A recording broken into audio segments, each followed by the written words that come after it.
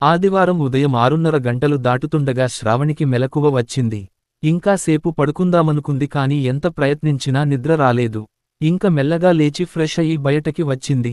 హాల్లో సోఫాలో కూర్చుని కాఫీ తాగుతూ కబుర్లు చెప్పుకుంటున్న అత్తమామలు ఒకసారి ఆమె వైపు చూసి చిన్నగా నవ్వి మళ్లీ మాటల్లో పడ్డారు. 6:30 కాదు 9:30 దాటాక లేచినా వాళ్ల రియాక్షన్ అదే ఉంటుందని తెలుసు శ్రావణికి. వంటింట్లోకి వచ్చి చూస్తే అమర్ పెసరట్లు వేస్తూ కనిపించాడు. హాట్ ప్యాక్లో పెసరట్టు వేయడానికి ఇటు తిరిగిన అతను శ్రావణిని చూస్తూనే చిరునవ్వుతో గుడ్ మార్నింగ్, కాఫీ అన్నాడు. అవునన్నట్టు తలూపింది శ్రావణి. ఒక్క నిమిషం అని పెనం స్టవ్ మీంచి దింపి చట్నీ గిన్నె, హాట్ ప్యాక్ తీసుకుని ఇప్పుడు కాఫీ కలుపుకో అని డైనింగ్ రూంలోకి వెళ్ళిపోయాడు. శ్రావణి అభావంగా ఉండిపోయింది. తర్వాత కాఫీ కలుపుకుని కప్పు తీసుకుని బాల్కనీలోకి వచ్చి నిలబడింది. లోపల శబ్దాలు విని బ్యాక్కుటేషన్ అమర్ లంచ్ కోసం కూరగాయలు తరుగుతున్నాడన్నమాట అనుకుంది. అత్తారింట్లో తనకి ఎలాంటి రిస్ట్రిక్షన్స్ లేవు. వంట పని ఇంటి పని తనే చేయాలని లేదు. ఉద్యోగం చెయ్యి లేదా చెయ్యకు అనేవారు లేరు. ఇలా ఉండు, అలా ఉండకు అని ఆజ్ఞాపించేవారు లేరు. తనకి సంపూర్ణమైన స్వేచ్ఛ ఉంది. అయినా ఎందుకు ఈ అసంతృప్తి? తను కోరుకున్నది ఇలాంటి జీవితమే కదా. అసలు తన ఆలోచనలో తప్పు ఉందా? ఎంతో ఆలోచించాకనే కదా ఈ నిర్ణయం తీసుకుంది తను అనుకుంటూ నిట్టూర్చింది శ్రావణి. శ్రావణిది ఉమ్మడి కుటుంబం. ఆస్తిపరులు కాకపోయినా మంచి పేరుకి మాత్రం లోటు లేదు. ముఖ్యంగా శ్రావణి తల్లి శారదగారి గురించి బంధువులు అందరూ మంచిగా చెప్పారు. ఈ సంబంధం వచ్చినప్పుడు అమర్ తల్లిదండ్రులు నరసింహం, సుశీల కుటుంబం ఎలాంటిది? అమ్మాయికి అబ్బాయికి ఇష్టమేనా అని మాత్రమే ఆలోచించారు.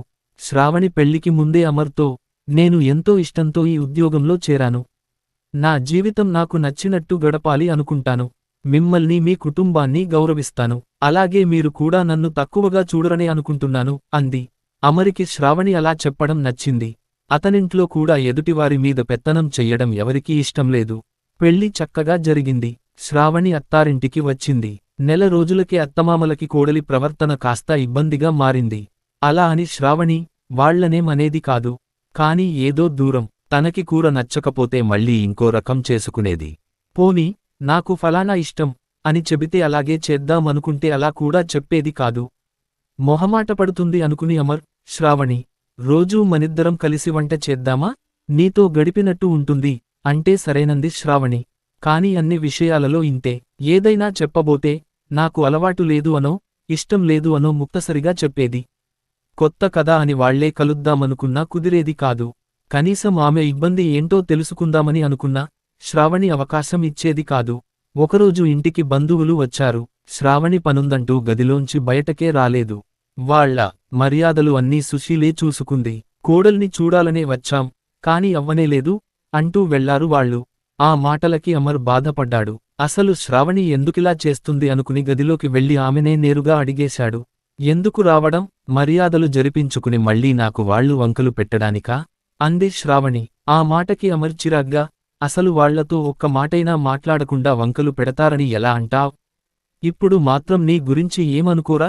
వచ్చి పలకరిస్తే నీ తప్పు ఉండేది కాదు. ఇప్పుడు నువ్వే వాళ్లకి అవకాశం ఇచ్చావన్నాడు. నాకిష్టం లేదంటే అర్థం చేసుకోరేం? ఇంకేం అర్థం చేసుకోవాలి? అర్థం చేసుకోవడం అనేది రెండు వైపులా ఉండాలి. మీ అమ్మగారు చూడు, అందర్నీ కలుపుకుని ఎలా ఉంటున్నారు? నువ్వు అసలు ఈ ఇంట్లో మనిషిలా ఉంటున్నావా? అన్నాడు కోపంగా. ఆ మాటతో శ్రావణి ఆవేశంగా, ఓహో, అర్థమయ్యింది. నేను మీకు సేవలు చేయడం లేదనేగా. మీకు కావాల్సింది మీరు మీ వాళ్ళు చెప్పినట్టు నడిచే ఒక రోబో అంతే అని గెస్ట్ రూంలోకి వెళ్లి తలుపేసుకుంది. అంత అర్థం లేకుండా మాట్లాడుతున్న భార్యకి ఎలా నచ్చచెప్పాలో తెలియలేదు అమరికి. పడుకుందన్నమాటే కాని మర్నాడు ఏం గొడవ అవుతుందో అని భయంగానే ఉంది శ్రావణికి. తను కావాలని అలా అనలేదు. అమర్ అలా అనుకునే మనిషి కాదని తెలుసు. కాని అతన్ని గెలవనివ్వకూడదని ఆవేశంలో అలా అనేసింది. కాని మర్నాడు ఎవరూ ఏమనలేదు. కాని అప్పటినుంచి తనేం చేసినా ఎలా ఉన్నా పట్టించుకోవడం లేదు. అలా అని దెప్పడం, మాట్లాడకుండా ముభావంగా ఉండటం కూడా లేదు.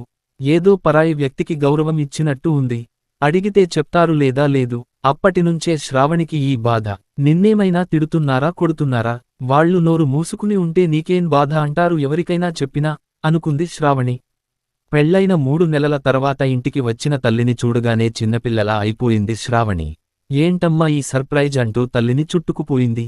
ఈ ఊర్లో పెళ్లికి వచ్చానురా, నీ మీద బెంగతో ఒకసారి చూసిపోదామని వచ్చాను అంది శారద. ఆవిడ వచ్చిన 2 రోజుల్లోనే ఆ ఇంట్లో అత్తమామలు శ్రావణి అంటీముట్టనట్టు ఉంటున్నారని అర్థమైంది. పైగా అమర్ కూడా శ్రావణికి చనువుగా ఏం చెప్పలేకపోతున్నాడు. మర్నాడు సాయంత్రం తెలిసిన వాళ్ల ఇంట్లో ఫంక్షన్ ఉంటే అమర్, అతని తల్లిదండ్రులు వెళ్లారు. అమర్ తల్లి సుశీల, శ్రావణి తల్లిని పిలిచింది కాని నీరసంగా ఉందని రాలేనంది. తనని పిలిచిన సుశీల కోడల్ని పిలవకపోవడం చిత్రంగా అనిపించింది శారదకి. వాళ్లు వెళ్లాక ఆవిడ శ్రావణితో, నువ్వు కూడా వెళ్లాల్సింది. మీ ఆయన బాధపడతారు అంది. అంతలేదు. అలా ఏమనుకోరు అంది శ్రావణి. ఏమ్మా అలా అంటావ్? మనసులో ఏదైనా బాధ ఉంటే నాకు చెప్పు తల్లీ అంది శారద. ఆ మాటతో శ్రావణి జరిగిందంతా చెప్పింది. అంతా విన్నాక శారద, నువ్వు ఎంతో తెలివైనదానివనుకున్నాను. నీకు నచ్చినట్టు ఉండటం అంటే ఒంటిపిల్లి రాకాసిలా ఉండటమా? ఈ పాడు ఆలోచన నీకెలా వచ్చిందే అంది కాస్త కోపంగా. నిన్ను చూసే వచ్చింది అంది శ్రావణి గట్టిగా. ఆ మాటకి శారద ఆశ్చర్యంగా చూస్తూ ఉండిపోయింది. అవును, చిన్నతనం నుంచి చూస్తూనే పెరిగాను. ఒక్కరోజైనా నీకు నచ్చినట్టు ఉన్నావా? తిండి, బట్ట, మాట, చివరికి పిల్లల విషయంలో కూడా నీకు నీ అభిప్రాయానికి విలువ లేదు. పిన్ని కాస్త మొండితనంగా ఉంది కనుక తను హ్యాపీగా ఉంది. అత్త కూడా గట్టిగా నిలబడి అత్తారింట్లో తన మాట నెగ్గించుకునేది. కాని నువ్వేం చేశావ్? అర్ధరాత్రుళ్ళు వంటింట్లో కూర్చుని ఏడ్చావ్. అలాంటి బతుకు నాకొద్దు అనుకునే, నా ఇష్టాలు నావే అని ముందే అమర్కి చెప్పాను అంది. తనని చూసే కూతురు ఇలా ఆలోచనలు చేస్తోందని ఆవిడ ఊహకి కూడా అందలేదు. నిజమే, నేను చేతకాని దానిలాగే ఉన్నాను. అది రైటని చెప్పను. కాని నువ్వు చేసేది మాత్రం ఖచ్చితంగా తప్పే అంది. శ్రావణి కోపంగా చూసింది. కోపం కాదు, ఆలోచించు. నీ ఇష్టాల్ని అభిప్రాయాల్ని ఇంకొకరు గౌరవించాలి అని నువ్వు అనుకున్నట్టే అవతలి వాళ్ళు అనుకుంటారు. నా పరిస్థితులు వేరు, నీ పరిస్థితులు వేరు. పీడుక్కి బియ్యానికి ఒకే మంత్రం కాదు. నేను మాట్లాడకుండా తప్పు చేస్తే నువ్వు వాళ్లని మాట్లాడనివ్వకుండా చేసి తప్పు చేస్తున్నావ్. దారిలో అడ్డంకులు ఉంటాయి అన్న భయంతో అసలు అడుగే వేయకుండా ఆగిపోతున్నావ్. దీనివల్ల నీకే కాదు, నీ భర్తకు అత్తమామలకు ఎవరికీ సంతోషం ఉండదు. మీ బంధంలో బలం ఉండదు. ఒక్కసారి వాళ్ళు నీ అత్తమామలని, ఇది నీ అత్తిల్లని కాకుండా ఇది నా ఇల్లు. వాళ్ళు నా భర్తకు జన్మనిచ్చినవారు, నాకు తల్లిదండ్రులతో సమానం. వాళ్లని నేనే చూసుకోవాలి. పరస్పర ప్రేమాభిమానాలతో మా ఇల్లు నవ్వులనావలా ముందుకు సాగాలి. ఇందుకు ప్రధాన బాధ్యత నాదే అనుకుని ఆలోచించి చూడు అంది. శ్రావణి మౌనంగా గదిలోకి వెళ్ళిపోయింది. కూతురు ఆలోచించుకోవడానికి, తప్పు తెలుసుకోవడానికి కొంత సమయం అవసరమని శారద కూడా కదిలించలేదు. ఆ రోజు సాయంత్రం అత్తమామలు అమర్ ఫంక్షన్ నుంచి వచ్చాక శ్రావణి సంకోచంగా, అత్తయ్యగారు, కొంచెం కాఫీ ఇవ్వనా అంది. ఆ మాటకు సుశీల ముఖం చేటంతా అయింది. ఇవ్వు తల్లి అంది నవ్వుతూ. శ్రావణి కాఫీ కలుపుతూ, నేను మాట్లాడితే ఎంత సంతోషించారు ఆవిడ.